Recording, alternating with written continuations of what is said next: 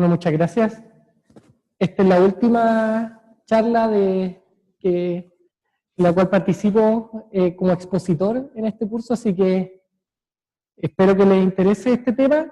Este tema escapa un poco sobre lo que ya hablamos de epidemiología y de resistencia a antibióticos. Esto tiene que ver más con un tema que también desde la organización del curso me pidieron que hablara un poco, que nosotros tenemos ya algo de experiencia en el estudio de biopelículas, en Acinetobacter como modelo, pero también hemos estudiado el comportamiento y la capacidad de formación de biopelículas en otros patógenos. Les voy a contar más o menos qué es lo que hemos hecho en el laboratorio al respecto. Bueno, como sabemos, Acinetobacter baumannii, altamente asociado a infecciones asociadas a tensión en salud, denominadas TIAs, principalmente neumonía asociada a ventilación mecánica invasiva en adultos. Sin embargo, también está involucrada en infecciones de este tipo, también en neonatos, pero con menor prevalencia. Hasta el momento, con las charlas las cuales les he mostrado, hemos hablado principalmente de la resistencia a antibióticos, como un factor importante en la epidemiología dentro del ambiente hospitalario, pero el tema de biopelículas es tanto más interesante porque cuando nosotros analizamos el mensaje que la Organización Mundial de la Salud entrega de cómo controlar las bacterias y cómo evitar la diseminación de bacterias resistentes, como por ejemplo en este caso, obviamente las biopelículas tienen mucha importancia en esto, sobre todo la erradicación y el control de bacterias resistentes. Entonces vamos a hablar de este factor. Y de acuerdo a este trabajo, bueno, esto es un resumen bien general, en el cual se desprende, o del cual tratar de explicar el por qué también nos interesa estudiar biopelículas. ¿Y por qué nos interesa? Por publicaciones de este tipo, por ejemplo, esta está titulada como que las biopelículas pueden matar. Y se estima que alrededor de 1.7 millones de infecciones y 99.000 muertes asociadas cada año están asociadas a enfermedades intrahospitalarias o infecciones intrahospitalarias.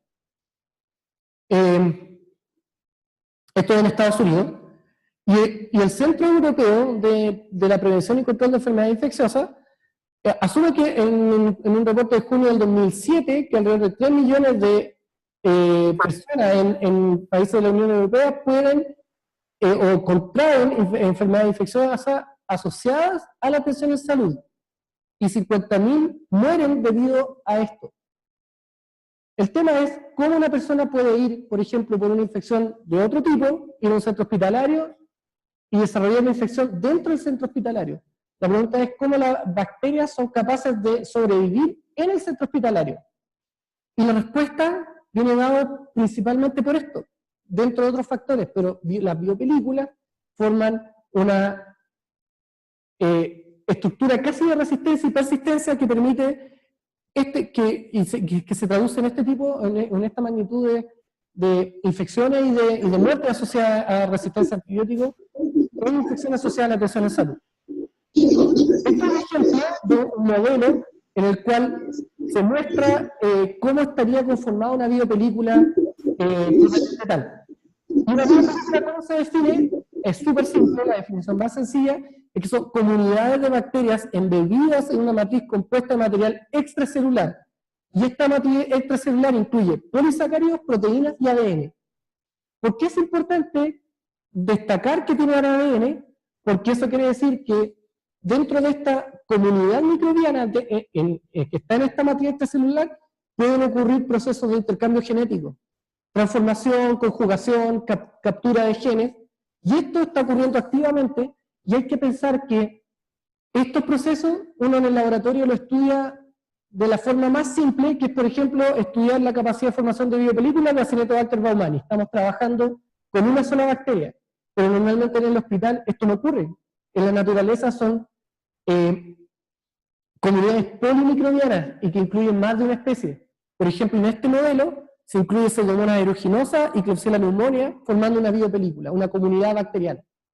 Entonces, tenemos que pensar que esto es casi como una ciudad conviviendo diferentes especies en una sola comunidad, en lo cual pueden intercambiar nutrientes, pueden intercambiar material genético y además le da resistencia.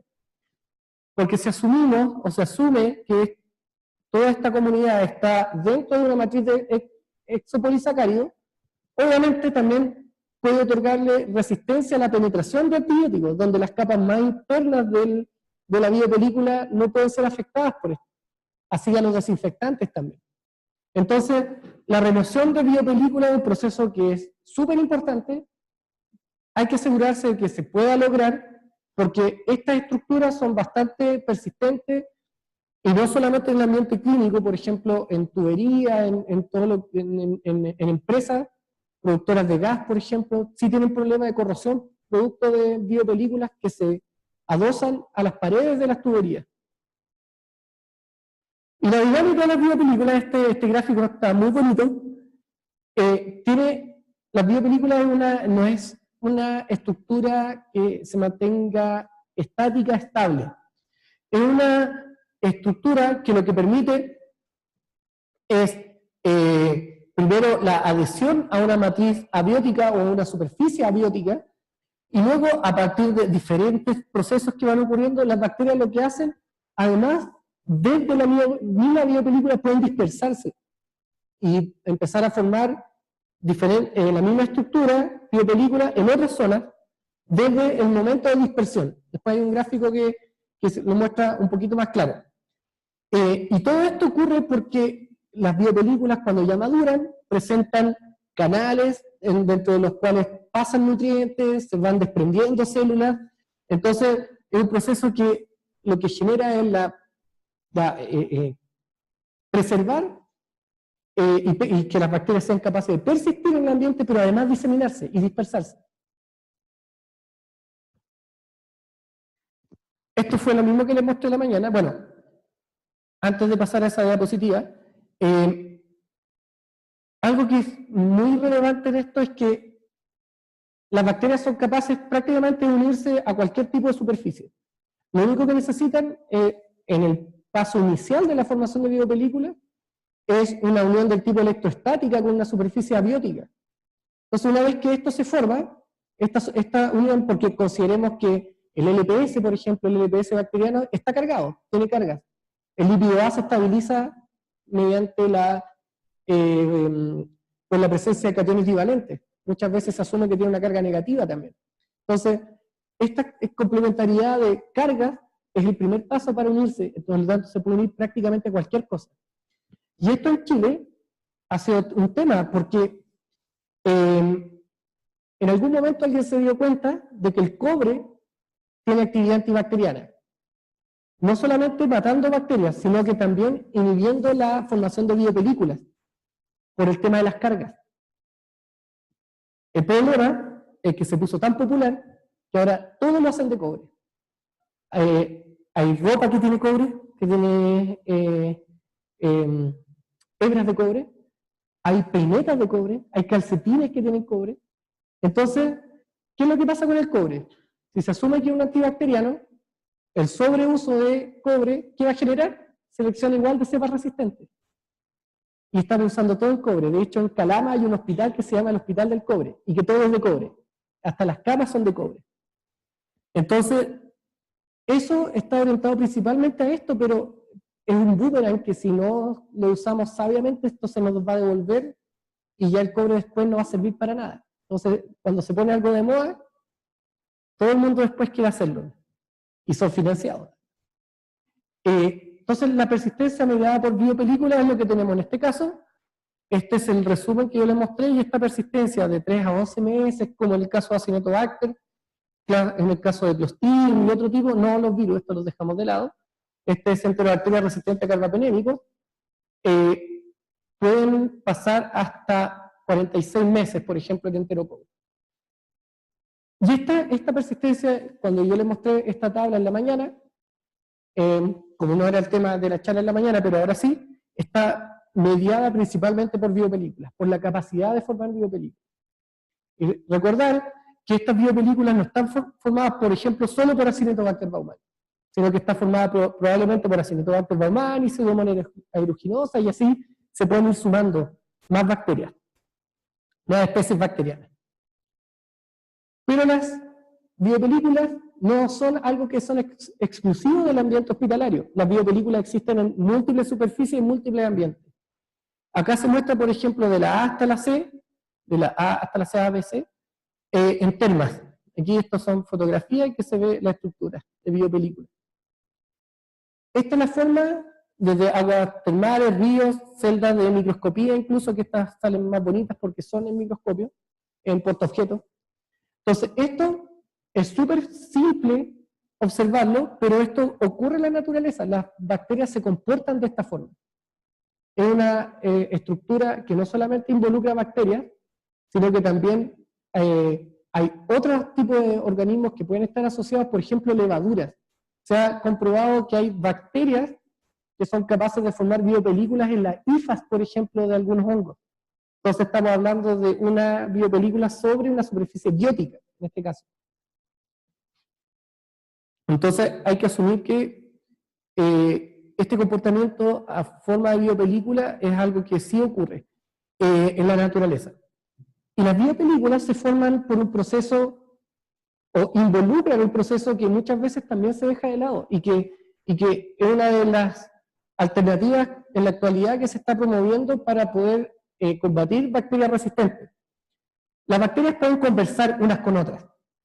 ¿Cómo conversan? A través de un proceso que se llama quorum sensing. No sé si lo han escuchado en algún momento. Es la liberación de moléculas, sobre todo el tipo homocerilactona, un tipo de moléculas liberadas. Y por poner un ejemplo, supongamos que nosotros todos, cada uno somos una bacteria, y cada uno normalmente está produciendo homocerilactona, este compuesto, de forma natural. Cuando alcanzamos un umbral, suponiendo que necesitamos 150 personas para que la concentración de homocerilactona sea lo suficiente para activar una cadena de genes, la expresión de una cadena de genes. Entonces, ese umbral cuando se supera, se expresan genes de virulencia, y hay muchos genes involucrados en la formación de biopelículas que están manejados por quorum sensing. Entonces, lo que se está promoviendo es generar inhibidores del quorum sensing, es decir, evitar que bacterias sean capaces de conversar, entre comillas, unas con otras. Y de esa forma impedir esta formación, por ejemplo. Que en muchos casos la densidad bacteriana, cuando se alcanza este umbral, se expresan genes que están involucrados en la síntesis de exopolisacáridos, que es uno de los pasos importantes para la formación de biopelículas. Entonces, una alternativa, y que en nuestro país, en Chile, cómo se está explotando esto es básicamente, bueno, hay varias líneas, pero una de ellas, y que probablemente acá en Bolivia también se puede aplicar, es la búsqueda de compuestos de origen natural, sobre todo de la flora autóctona de nuestro país. Se ha hecho una búsqueda de las plantas medicinales usadas por los pueblos originarios, y ver si algunos de los compuestos de estas plantas originarias, de la flora endémica, son capaces de generar compuestos anti-quorum sensing y evitar la formación de biopelículas, entre otros procesos. Ese es otro enfoque un poco distinto a la parte industrial de generación de antibióticos. Entonces, ¿qué es lo que hace la biopelícula? Sistema de defensa, hábitat favorable. Entonces tenemos esta bacteria tomando el sol, un hábitat favorable. Además tenemos, se encuentra este sentido de comunidad, porque las bacterias pueden comunicarse unas con otras, transferir genes de resistencia, qué sé yo, y en algunos casos es el sistema casi por defecto, que viven de forma como biopelícula. Es importante todo esto porque defensa obviamente resiste la actividad desinfectante, antibióticos, pueden intercambiar genes y además es un ambiente favorable. ¿Y esto qué es lo que genera? Que como la biopelícula tiene diferentes capas, las zonas que están más hacia el interior tienen menor disponibilidad de oxígeno. Entonces, otro tipo de bacterias, microaerofílicas, por ejemplo, pueden existir en esa parte. Y las que están más en la capa, en contacto con oxígeno, pueden crecer bacterias que sean aeróbicas estrictas o facultativas. Entonces, ahí hay toda una gama de diferentes tipos de bacterias, no solamente por género, sino también por características metabólicas. Entonces, nuevamente, ¿cuál es la importancia de las biopelículas en clínica? Recordemos, las biopelículas se forman en el ambiente extrahospitalario. Así existen y así viven las bacterias muchas veces en el ambiente. Pero en clínica, tiene una alta incidencia. Esta foto la encuentro muy buena porque cada uno de estos puntos es un potencial punto de ingreso y de presencia de bacterias. Uno de los principales factores, sobre todo en Acinetobacter, es la formación de biopelículas en catéteres. Se imaginen un catéter colonizado que no fue bien desinfectado y no se removió la biopelícula. ¿Cuándo se usan los catéteres? Normalmente cuando hay pacientes, o sea, el uso de catéteres se considera un procedimiento médico invasivo. Por lo tanto, al ser invasivo y meter bacterias además a través de este procedimiento es altamente riesgoso, con una alta potencialidad de generar una infección difícil de tratar. Estamos hablando de una bacteria que forma biopelículas persistentes, pero además resistente a antibióticos. Esa es la mayor incidencia en el caso de Acinetobacter, pero también puede generar infecciones del tracto digestivo, o lo otro también que se ha visto son las infecciones de implantes. Hay una alta incidencia sobre todo de Staphylococcus aureus, que genera, por ejemplo, infecciones asociadas a biopelículas presentes en prótesis. Entonces mucha gente después, normalmente se asume, y la regulación europea lo tiene así, que cada cierto tiempo una prótesis se tiene que cambiar, independiente si se generó o no se generó una infección, porque estadísticamente ya tienen documentado de que cada cierto tiempo se corre un alto riesgo de una formación de biopelícula y una infección. Entonces lo remueven. En nuestro medio, en Chile, no lo remueven.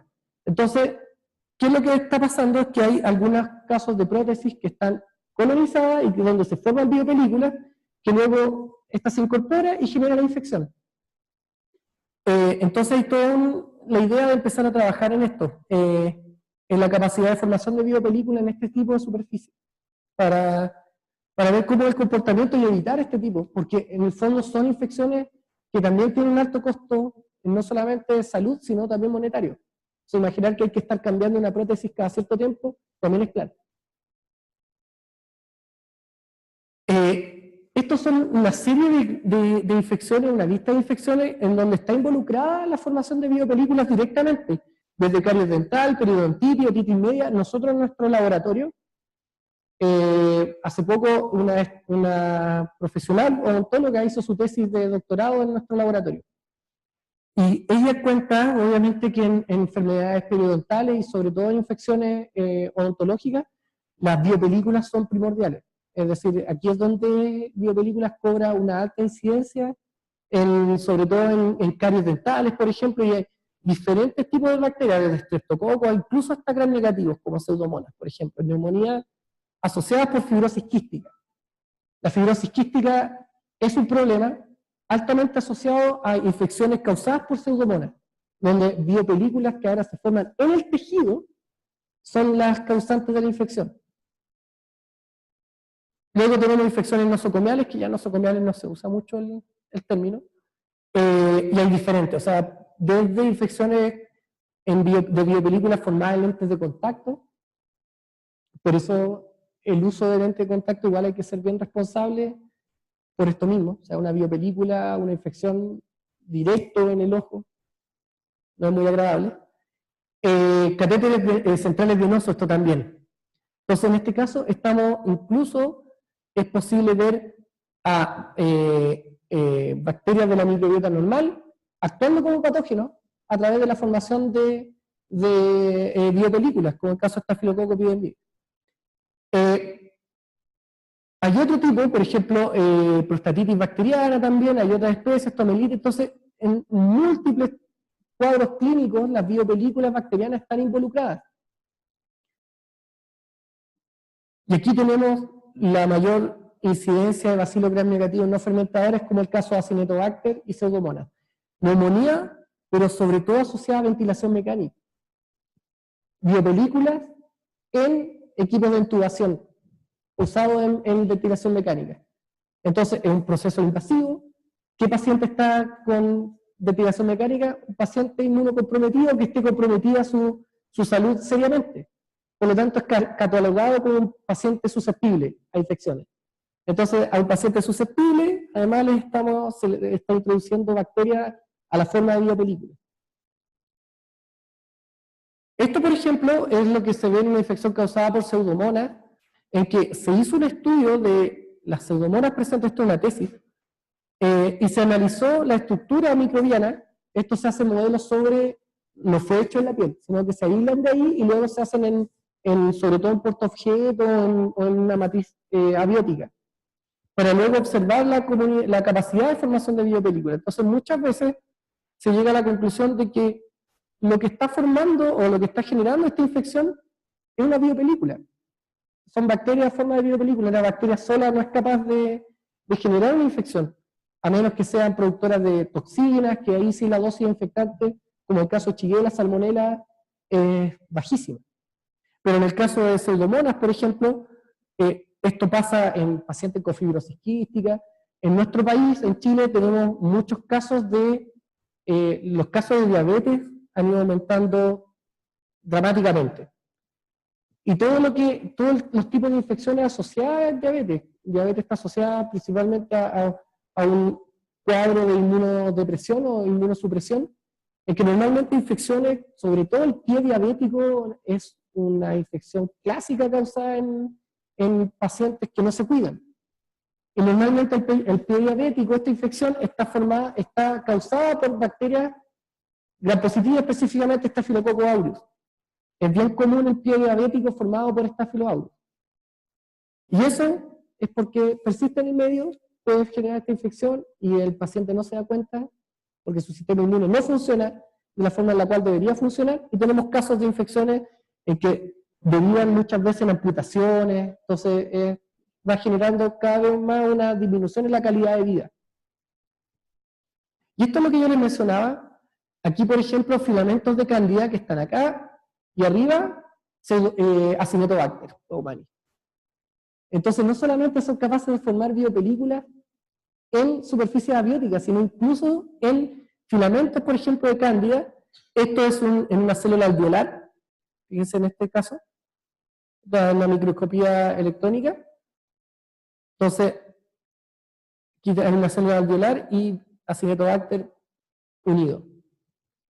Y esto es una microscopía confocal, que son los filamentos, se muestran los filamentos de Candida, pero donde está unido Acinetobacter. Entonces tenemos que tiene una alta capacidad de formar biopelículas en diferentes superficies, incluyendo microorganismos como Candida. Entonces, si una Candida además está asociada a una biopelícula y causa una infección más compleja, porque ahora ya son dos microorganismos. Y es así como yo les voy a mostrar los resultados o los experimentos y las publicaciones que hemos generado en el laboratorio, y que la historia de biopelículas de nuestro laboratorio lleva harto tiempo. El primer trabajo fue publicado por Roberto Vidal, que ahora trabaja en la Universidad de Chile, él trabaja con enteropatógeno en este momento, y que fue publicado en 1996, ya varios años atrás. Y en ese momento, bueno, el profesor Raúl Semmelman era quien estaba a cargo del laboratorio, y también trabajaba la profesora Polinaria García, que vino hace 2 años también a Cochabamba a participar de un curso. En este momento yo ni siquiera sabía que iba a estudiar, así que yo ni aparecía en los papers. Este fue el primer experimento y fue súper simple, fue muy sencillo. Fue trabajar con una cepa que era un biotipo. Aquí hay que fijarse, en ese tiempo las cepas se clasificaban como biotipos. Eso ya no se hace porque con las técnicas de biología molecular esto prácticamente quedó de lado. El biotipo era la 9UCAB715 y que fue aislada desde un cuadro de infección respiratoria severa. Y el experimento fue muy sencillo. El experimento era fijar bacterias en este caldo de cultivo, este es un caldo nutritivo, con bacterias con un inóculo de 5 por 10 elevado a 5 unidades formadoras de colonias por ml. Mucho menos que un McFarlane, 0,5. Y se pusieron diferentes portaobjetos en este tipo de discos y luego se sumergió a por diferentes tiempos. Se mezcló con bacterias, con un núcleo bacteriano, en un caso por 5 horas, en otro caso por 24, en otro caso 48 y en otro 89 horas. No tengo idea por qué lo hicieron a 89 horas, pero lo hicieron a 89 horas. Entonces, a 24 horas, 2 días y 89. Y luego se analizó la superficie de estos portaobjetos a través de microscopía, tanto de fluorescencia como de transmisión. ¿Y qué fue lo que se observó? Bueno, consideremos que esto fue año 96, la microscopía, la imágenes, toma de imágenes no era muy simple. Entonces, a las 5 horas ya se ven algunas partes donde se están formando estas pequeñas comunidades. Consideremos que estos son los Acinetobacter.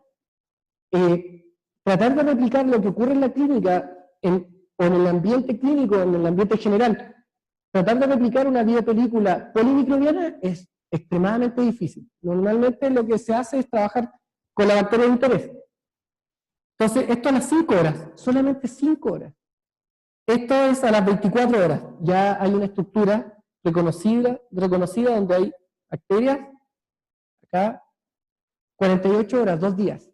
2 días, y a las 89 horas ya es una capa, una monocapa. No sé si monocapa, pero es una capa. Entonces, ¿qué es lo que ejemplifica esto? Que solamente se necesita un inóculo de 5 por 10 elevado a 5, que no es muy alto, y que a los 89 horas, o sea, en menos de una semana, ya hay biopelículas formadas en una superficie abiótica. Entonces, esto puede ocurrir de la misma forma que si hablamos de un catéter, si hablamos de una prótesis, si hablamos del teclado del computador, si hablamos de la pantalla de un equipo, si hablamos del material quirúrgico que no ha sido adecuadamente esterilizado, si hablamos de diferentes tipos de implementos que se usan en clínica. Y esto fue muy simple, año 96. Esto fue por fluorescencia y esto ya es por microscopía electrónica. Esto es a las 5 horas, ahí se ven los famosos diplococobacilos. 24 horas, 48 horas y 89 horas. ¿Y qué es lo que además se puede observar en esto? Es la formación de lo que en ese momento se llamaba un compuesto extracelular amorfo. ¿Qué es esto? Y que con el tiempo se ha caracterizado como la matriz de exopolisacáridos. Esto es lo que entrega en el fondo como el pegamento para que las bacterias puedan formar esta estructura.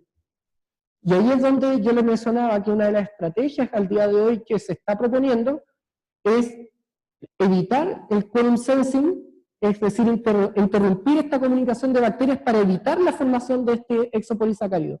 Sin exopolisacárido no hay biopelícula. Es así de simple. Por lo tanto, removerla es mucho más sencillo. Entonces, solamente se necesitan de un poco más de 2 días para formar una biopelícula madura, como en este caso. Ese fue el primer trabajo. Otro trabajo fue hecho ahora ya no en portaobjetos, ahora ya en tejido de vejiga de rata. Tejido de vejiga de rata. En este caso también se repiten varios de los autores. El doctor Raúl Semmelman seguía siendo el jefe del laboratorio y esto fue 2 años después. En esta época, como no había mucho conocimiento del proceso de biopelículas, mucha gente se empezó a meter en esto, a decir, aquí hay algo nuevo en lo cual nosotros podemos tratar de investigar y que no es tan complejo. ¿Qué es lo que se hizo? Bueno, aquí están las ratas, en que se trabajó con 36 cepas de Acinetobacter baumannii, ahora de estos diferentes biotipos, de nuevo, se biotipificaba en ese tiempo, que venían de pacientes. Y 3 cepas de Acinetobacter baumannii de otros biotipos del ambiente hospitalario. O sea, paciente y ambiente. Se extrajo el tejido de vejiga de estas ratas, y luego, bueno, esta es la microscopía de las bacterias y la superficie, y si nos fijamos, tenemos aquí bacterias, Acinetobacter. No, en la figura 3 tenemos Escherichia coli, y en la 4 hay Acinetobacter. Entonces 3 y 4. Entonces, aquí están los bacilos y aquí se alcanzan a ver. También. Entonces, no solamente son capaces de formar biopelícula a nivel abiótico, sino que también lo pueden formar en tejido. Y esto es lo que pasa en un paciente con fibrosis quística, por ejemplo. Tejido pulmonar, se le pone aeruginosa, formar biopelícula. Por lo tanto, la remoción es bastante compleja. Pero esto era en vejiga de rata. Y esto es un trabajo bien especial del laboratorio, que fue publicado también en el año 1998 en la Revista Médica de Chile, en la cual la autora es boliviana, una chica que fue a hacer su maestría en laboratorio, Mary Ruiz, y ahí estuvimos conversando con el doctor Marco Ayala para saber si es que alguien tiene alguna información, a lo mejor por el streaming, nos pueden decir si ella, en qué lugar está trabajando en la actualidad. Y ella, en su trabajo que publicó en el laboratorio, fue la adherencia a Acinetobacter, pero ahora en tejido de tráquea. Y esto fue muy relevante porque en esa época no se caracterizaba a Acinetobacter, no se sabía muy bien cuáles eran los cuadros clínicos que generaba, porque se tomó, o se le dio importancia a Acinetobacter a finales de los 80, principios de los 90, primero no en Europa, porque en Europa no era un problema. Entonces, como ellos decían, no es un problema, ¿para qué lo vamos a investigar? Sin embargo, cuando empezaron a aumentar los casos, y no se sabía muy bien en qué tipo de infección era más prevalente, no se sabía, por eso se probó al principio con vejiga de rata, infección urinaria, pero después se empezaron a identificar cada vez más prevalentemente infecciones asociadas a infecciones del tracto respiratorio, principalmente neumonías, que al día de hoy se sabe que es el principal tipo de infección causado por Acinetobacter. Por lo tanto, este trabajo fue bastante interesante porque se analizó la capacidad de adherencia de Acinetobacter a tejido respiratorio, a tráquea. Y el modelo experimental fue relativamente similar con ratones, donde se hizo la extracción de las tráqueas para poder trabajar, y también se trabajó con los mismos biotipos, también biotipos del ambiente y las cepas que correspondían a biotipos de pacientes. Lamentablemente no hay muchas imágenes, pero bueno, tenemos los datos tabulados. Los principales biotipos fueron el 8 y el 9 de biotipos que están presentes en ambos, tanto en pacientes como en el ambiente hospitalario. Y la adherencia se ve como el logaritmo en base 10 de la Universidad de la Unidad Informadora de Colonia por gramo de tejido. Entonces podemos ver que los biotipos en general se comportan relativamente similar, con valores entre 5 y 6, algunos que se escapan. Y los otros biotipos también tienen un comportamiento similar. Entonces, esto dio cuenta de que no estaba asociado a un biotipo específico, no es como, por ejemplo, en las carbapenemasas, en la resistencia a antibióticos, que uno normalmente asume que hay algunos clones o linajes que están asociados a una alta resistencia. Aquí, al parecer, es una capacidad de la especie como tal de ser capaz de formar biopelículas. Entonces, aquí no corre mucho el decir, tengo el clon internacional 3, que es mayor formador de biopelículas que otro. Acá todos se comportan al parecer de la misma forma. Y esto da cuenta además de que tenemos biotipos, o se encontraron biotipos del ambiente hospitalario que además son capaces de formar biopelículas en tejido. Entonces, no es solamente que uno pueda asumir que Acinetobacter solo forma biopelículas en superficie abiótica, sino que el mismo biotipo en ese tiempo, probablemente el mismo linaje en este momento, puede formar en tráquea, en células de la vejiga, en otro tipo de células, y también, además, en superficie abiótica, en un catéter. ¿Y cómo ocurre este proceso? Y esto está un poco más especificado, esto es de una presentación del Congreso de una estudiante de bioquímica. El proceso es relativamente, está esquematizado en esto de una manera relativamente sencilla. El que ocurre primero una unión reversible primaria de la bacteria a la superficie, esto solamente por unión electrostática, tal como yo les mencionaba. La unión reversible, y este es el paso crucial que supuestamente el cobre trata de evitar o de controlar, que como es una unión reversible, si somos capaces de neutralizar las cargas, no se va a unir la bacteria. Entonces, todo esto, esta cascada, no se va a generar.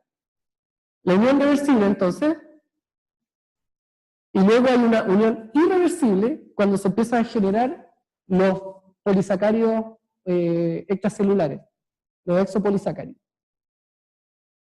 Una vez que se empieza a generar esta matriz extracelular, manejada por el fenómeno de quorum sensing, se desarrolla la estructura de la biopelícula, y las biopelículas van madurando. Tienen una estructura que se van complejizando, y a medida que van madurando, van tomando mayor complejidad, obviamente. Incluso pueden haber bacterias que puedan esporular, porque se están formando entre varios tipos, varias especies bacterianas. Y aquí está la maduración de la biopelícula, que ya son muchas capas en diferentes niveles que están embebidas en esta materia extracelular. Y luego lo que puede pasar es que aquellas que están más lejos en la superficie se pueden dispersar. Y si se dispersan, este ciclo se cierra. Y por lo tanto pueden estas mismas ir a repetir este proceso en otra superficie. Y es así el ciclo de vida de una biopelícula, en grandes rasgos. O sea, esto es una cuestión cíclica. Tenemos bacterias que maduran esta biopelícula y pueden salir y volver a formar y volver a formar. Y en el caso de Acinetobacter se han identificado los genes que están involucrados en estos procesos.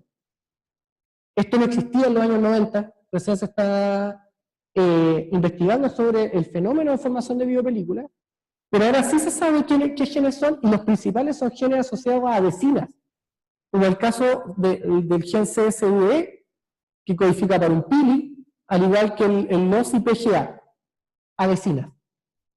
Pero lo que a nosotros nos interesa, y en la tesis de esta alumna, es la asociación entre la proteína de tipo VAP en la formación de biopelículas. VAP significa proteína asociada a biopelículas, es Biofilm Associated Protein. Y esta proteína está asociada justamente en este paso, en la maduración. Se ha comprobado que mutantes del gen VAP no son capaces de generar una biopelícula madura, por lo tanto es más fácil de remover. Y esto está comprobado en que las proteínas VAP están presentes en la superficie bacteriana, y esto están en múltiples especies. Originalmente se identificó en Staphylococcus aureus, pero ahora hay muchas proteínas VAP en una gran familia, y obviamente Acinetobacter, como tiene de todo, obviamente también tiene proteínas tipo VAP. Son proteínas de alto peso molecular y tienen un dominio central en repeticiones en tándem. Tienen una estructura bien conservada en algunos casos. Y obviamente en bacterias que son generadoras de biopelícula está presente y se expresa. Entonces, aquí tenemos la bacteria original, tipo salvaje o wild type, en que son capaces de formar biopelículas, y luego está esta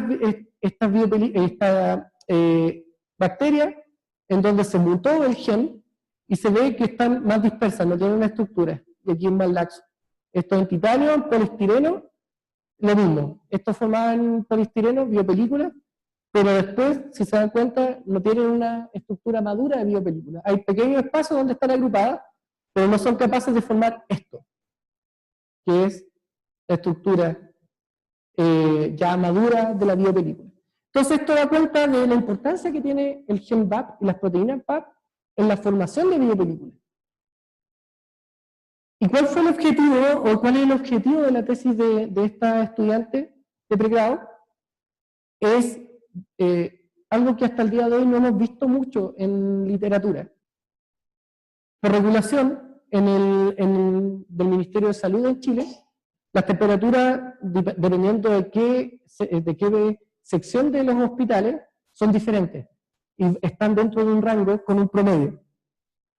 Por ejemplo, quirófano y sala de cuidados intensivos por regulación debe estar en alrededor de 20 grados Celsius. La sala de preparados magistrales no estériles en 25 grados Celsius, 30 grados Celsius, que es la temperatura a la cual crecen bacterias ambientales, y obviamente 37 grados Celsius la temperatura corporal. Aquí ella incorporó 4 diferentes temperaturas de implicancia en clínica. Obviamente la temperatura corporal, una temperatura media donde sí crecen bacterias, y temperaturas donde que están presentes en diferentes secciones de hospitales, por ejemplo en un quirófano, en sala de preparados magistrales, con la idea de ver si es que la capacidad de formación de biopelículas varía con la temperatura. ¿Qué es lo que nosotros hubiéramos esperado, digamos, en el mejor de los casos? que a los 20 grados, en quirófano, en la sala preparada, ojalá que no forme biopelícula, o que la capacidad sea menor, para decir, bueno, hay que poner ojo a que efectivamente hay que mantener la temperatura porque eso evita la formación de biopelícula. La gran mayoría de estudios que están publicados, casi todos lo hacen a 37 grados. Asumen inmediatamente la temperatura del cuerpo, pero muchas veces las biopelículas no se forman en el cuerpo. Se forman en el quirófano, pueden estar presentes en la sala de preparado. Entonces fue nuestra idea incorporar estas temperaturas, que se supone que todos los hospitales en Chile deberían cumplir con esto, de mantener estas temperaturas. Entonces este fue el objetivo de su tesis, que está en curso en este momento, está a punto de terminar. De hecho, teóricamente ahora en Bolivia debería estar corrigiéndole la tesis. Es establecer las diferencias entre la capacidad de formación de biopelículas a distintas temperaturas y establecer si esta capacidad además está relacionada con la presencia o ausencia del gen BAP en cepa de Acinetobacter baumannii aisladas en hospitales de Chile. ¿Y cómo se realizó? Hay un experimento muy simple que está ampliamente utilizado y usado en múltiples publicaciones, que es la del cristal violeta, que les voy a explicar después. ¿Qué es esto? El ensayo de cuantificación de biopelículas, no tengo el esquema para ejemplificarlo, pero básicamente consiste en generar una biopelícula en las placas estas placas de 96 pocillos, que se usan normalmente, que son de plástico, y luego añadir cristal violeta. Se supone que si una bacteria es altamente formadora de biopelículas, va a generar más exopolisacárido, por lo tanto más cristal violeta se va a retener en el exopolisacárido. Y eso luego se mide la absorbancia. Esa es la base del experimento. Bien simple. Entonces, a partir de esto, ella ensayó a diferentes temperaturas a través de este experimento de cristal violeta. La única complicación, obviamente, es la eliminación de los residuos. El cristal violeta no se puede botar por la tubería, tiene que tener un tratamiento porque es tóxico. Y analizó un total de 50 cepas aisladas desde los años 90, en las cuales el 25% correspondía a cepas altamente susceptibles y el 75% a cepas MDR. Recuerden la definición de MDR, resistente a un representante de al menos 3 grupos diferentes de antibióticos. Y luego cepas del 2015, las cuales el 63.7% correspondían a XDR. Quiere decir que era MDR, pero ahora resistente a carbapenemia. Entonces estamos asociando muchas variables: la temperatura, presencia o ausencia del gen BAP y perfiles de susceptibilidad. Y los análisis han llevado a estos resultados, en los cuales vemos el número de cepas, en que se definen en 3 grandes grupos, que es no formador de biopelículas, débil formador de biopelículas, moderado formador de biopelículas y fuerte formador de biopelículas. Entonces, ¿qué es lo que Jocelyn, que es el nombre de este estudiante, ha estado identificando? Que este gráfico, por ejemplo, se hizo a 37 grados y se asoció a la producción del gen BAP, a la presencia del gen BAP. Entonces, en aquellas cepas que tenían el gen BAP, todas estas tienen el gen BAP, aquellas que fueron fuertes formadoras de biopelículas, perdón, aquellas cepas que fueron positivas al gen BAP, las que hay alrededor de un poquito más de 15, 16 que eran fuertes formadoras de biopelículas. O sea, estamos asociando capacidad de formación de biopelículas con el gen BAP. Pero al mismo tiempo, había un universo de cepas que son negativas al gen BAP, no lo presentaban, pero que también son fuertes formadoras de biopelículas. Esto nos ha llevado a tratar de interpretar estos resultados, porque teóricamente sí deberían formar biopelículas aquellas que solamente tuvieran el gen BAP y no aquellas que no lo tuvieran. Una posible explicación es que a lo mejor existen algunas cepas que sí son capaces de formar biopelículas utilizando otro tipo de adhesinas o otro tipo de proteínas para llegar a madurar la biopelícula. O quizás esas biopelículas no son suficientemente maduras como para digamos, el paso de maduración, sino que están en un paso previo a llegar a ser una biopelícula madura. Entonces, estamos viendo asociación o capacidad de formación de biopelículas y el gen BAP. Y vemos que aquellas que son positivas están las fuertes formadoras de biopelículas, pero además, aquellas que son positivas también habían aquellas que son moderadas y débil formadoras de biopelículas. En el caso de las que son negativas, solamente hay dos fuertes y hay una sola que es débil. Dos, perdón. Y aquí es algo que nosotros estamos tratando también de estudiar a fondo, aumentando el número de cepas, que son la relación entre la capacidad de formación de biopelícula y la temperatura. ¿Qué es lo que hemos notado? Que a 20 grados sí hay bacterias que forman biopelícula, al igual que 25 y 30, pero que la mayor capacidad de formación de biopelícula, o las fuertes formadoras de biopelícula, son más cuando se trabajan a 37 grados. Esto es súper importante, súper relevante en los resultados que tenemos hasta el día de hoy. Quiere decir que en el cuerpo es donde mayor formación de biopelículas presentan a la temperatura corporal. Pero no hay que dejar de lado tampoco que a otras temperaturas que están presentes en el quirófano, en diferentes partes del hospital, también hay fuertes formadoras de biopelículas. O sea, forman biopelículas en todas partes y en todo tipo de superficie. Nosotros esperábamos alguna diferencia, pero bueno, los resultados son los resultados, ¿no? Entonces tenemos esta realidad. Y finalmente, tratamos de asociar si la capacidad de formación de biopelícula está asociada con perfiles de resistencia distintos o no. Y observamos que las no formadoras de biopelícula generalmente son las MDR y las susceptibles, altamente susceptibles, principalmente. Pero no observamos ninguna cepa XDR y que sea no formadora de biopelícula. Y esto también es súper relevante, porque primero estamos viendo que el mayor número de fuertes formadoras de biopelícula se da en aquellas temperaturas, en todas las temperaturas, tanto corporal como las que están en el hospital, pero además las que más forman, las mayormente formadoras o que forman biopelículas con mayor fuerza, además son las más resistentes a antibióticos. Entonces, tenemos una realidad en que en el hospital se forman biopelículas, ya sea en el cuerpo humano, fuera del cuerpo, en el ambiente hospitalario, pero además las que forman biopelículas con mayor fuerza son las más resistentes a antibióticos. Y esto podría, de cierta forma, explicar la dinámica de la epidemiología de Acinetobacter, porque en el fondo se están seleccionando aquellas que son fuertes formadoras y además resistentes. O sea, persistentes y resistentes al mismo tiempo. Entonces, como conclusiones, primero destacar la importancia de la formación de biopelículas.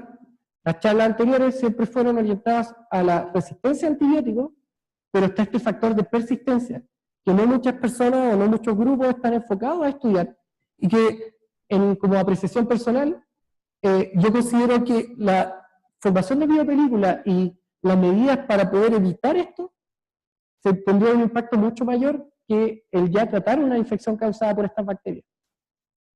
Es altamente relevante entonces la correcta desinfección del ambiente clínico con la intención y la finalidad de remover biopelículas del ambiente clínico. Por lo tanto, siempre es importante y recomendable tratar de evaluar los procedimientos clínicos de rutina que se hacen para desinfectar diferentes superficies y ver si efectivamente están funcionando. O probablemente se están ocupando de una manera que no es correcta y que por lo tanto no son capaces de remover las biopelículas.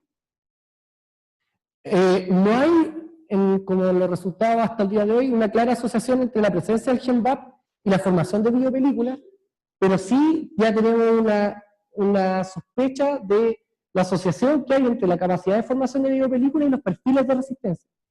Estamos viendo que al parecer, mientras más resistentes, además son más persistentes.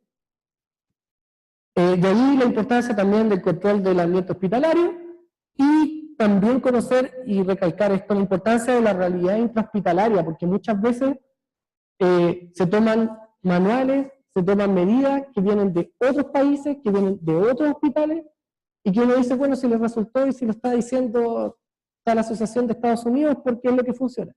Pero no es tan así. Cada hospital tiene su propia realidad. En Chile, por ejemplo, el hospital de niños, que atiende a muchos pacientes con fibrosis quística, tiene otra realidad, tiene muchas pseudomonas. Y otros hospitales que tienen otro perfil de pacientes van a tener otro tipo de bacterias. Por lo tanto, en hospitales con una alta endemia de pseudomonas, por ejemplo, Acinetobacter, el proceso de biopelícula cobra particular importancia, más que a lo mejor en otros hospitales que tienen menos incidencia.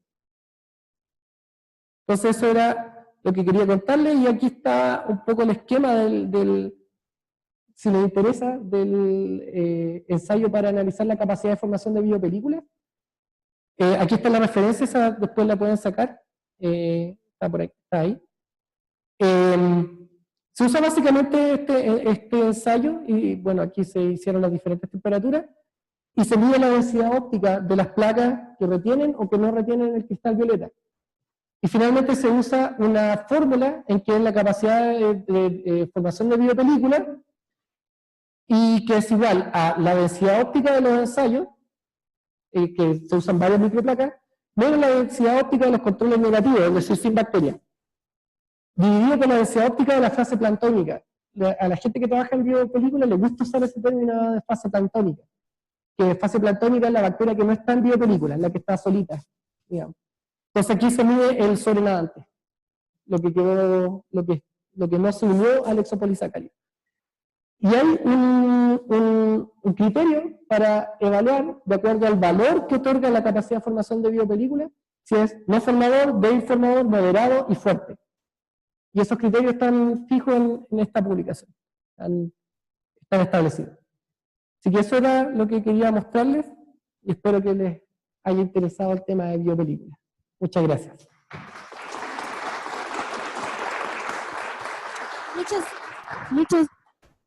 Hola. Hola. Muchas gracias, doctor. ¿Le podría pedir que se quede, por favor, para la ronda de preguntas? Si alguien tiene alguna pregunta.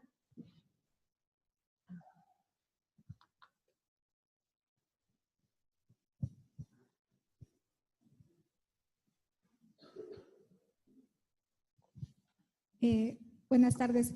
Una consultita que me pareció bastante interesante es que cuando usted habla de las carbapenemasas, vimos que la OXA57 es constitutiva del ADN cromosómico de la bacteria. La 51. OXA 51, sí. Ya. ¿Y esta solamente se expresa con un factor de transcripción o qué es lo que desencadena la expresión de este gen? Esa es una buena pregunta. Hasta el día de hoy nadie se ha dedicado a ver cuáles son los estímulos externos que llevan a esto. Probablemente lo que ocurre es lo mismo que ocurre siempre en resistencia a antibióticos, en que, a ver si puedo pillar la diapositiva, en que se seleccionan cepas que tienen la secuencia de inserción río arriba.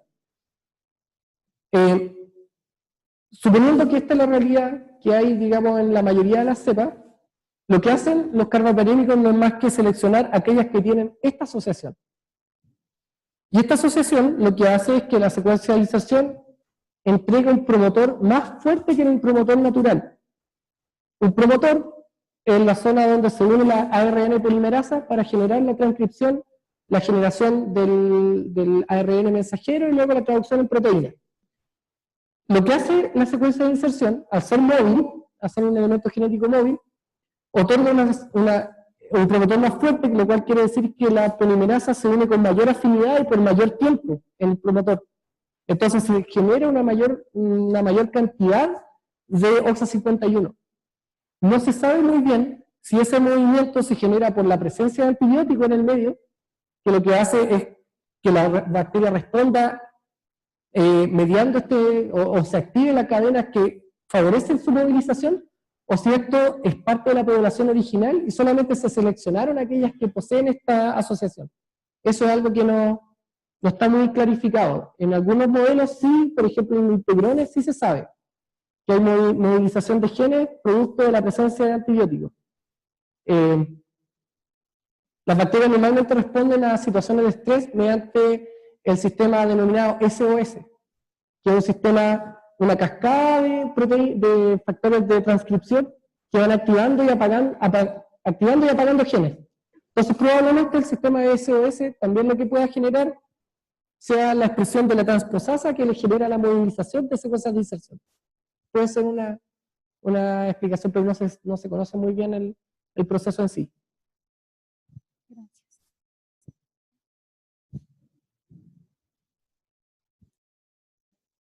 ¿Alguien más desea hacer alguna pregunta? ¿A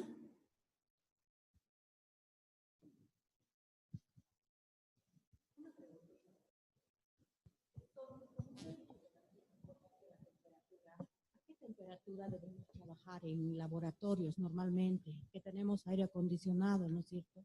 Sí, bueno, en el tema de la temperatura, nosotros llegamos a la conclusión de que no es tan relevante como nosotros esperábamos. O sea, de acuerdo a los resultados que tenemos hasta ahora, sí son bacterias, las bacterias, por lo menos en el caso de Acinetobacter, si mostramos los resultados acá. Sí, sí vemos algunas diferencias, pero a todas las temperaturas sí existen bacterias que son fuertes formadoras de biopelículas. Por lo tanto, las temperaturas del ambiente clínico, por lo que uno podría pensar, no tienen mucha influencia en favorecer o no la formación de biopelículas. Va más orientada a otro tipo de procesos, sobre todo a mantención de equipo, mantención también de otro tipo de instrumental médico, pero al parecer no tendría mucha injerencia en la capacidad de formación de biopelículas. Nosotros hubiéramos esperado con esta tesis haber encontrado que efectivamente sí tenía influencia. Y de hecho estos experimentos se repitieron muchas veces porque esperábamos obtener un resultado que hubiera una asociación directa entre temperatura y capacidad de formación de biopelículas, pero al parecer no son así. Es decir, sí existen fuentes formadoras de biopelículas en todas las temperaturas, por lo menos en las que probamos nosotros.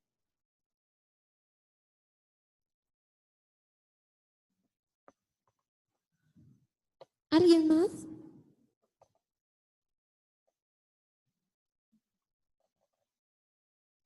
No, muchas gracias, doctor. No, de nada. Gracias.